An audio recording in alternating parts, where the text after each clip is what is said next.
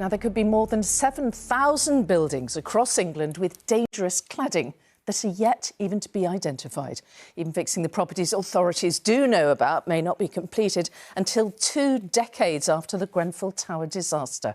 That's the finding of a National Audit Office report into the scandal, which called for target dates for remedial work to be finalised.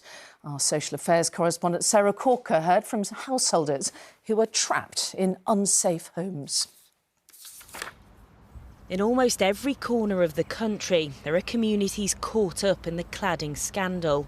At this development in Runcorn, all 6 blocks have multiple fire safety faults. You've been living here knowing these risks for the last 5 years. What impact's that having on you?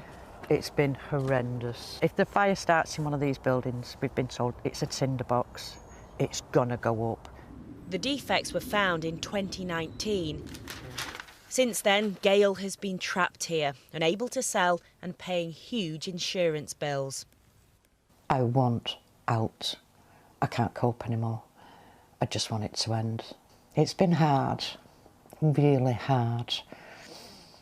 You just don't know which way to turn. You've got no control. This is not an isolated case. The Grenfell Tower tragedy exposed a nationwide building safety crisis, and these are among the nearly 5,000 buildings with known defects. Less than a third have been fixed. The true scale of this crisis is staggering.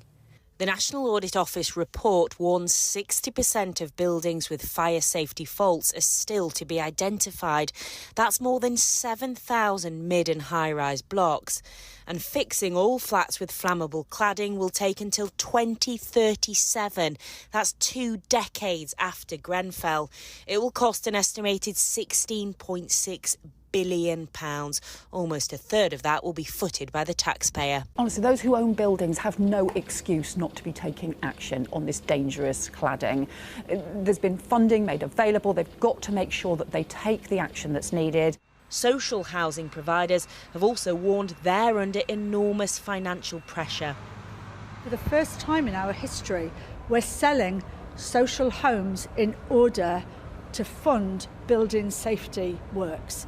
And that's just appalling. It also means that we're not able to build homes and address the housing crisis. You don't get any information. Back in Runcorn, the developer has apologised for the delays and said safety work had started. But those living here fear a resolution could still be years away. Sarah Corker, ITV News in Cheshire.